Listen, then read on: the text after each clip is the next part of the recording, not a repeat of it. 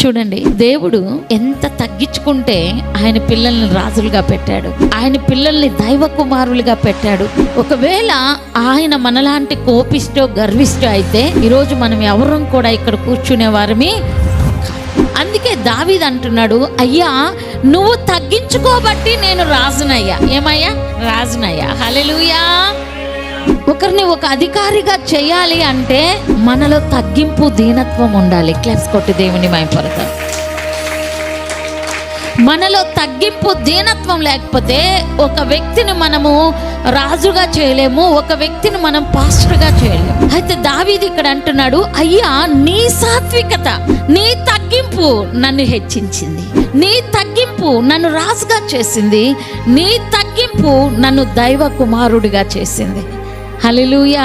కాబట్టి ఈ సాత్వికమైన మనసే ఒక మనిషిని గొప్పవారిగా చేస్తుంది. ఈ సాత్వికమైన మనసే ఒక మనిషిని రక్షించగలుగుతుంది.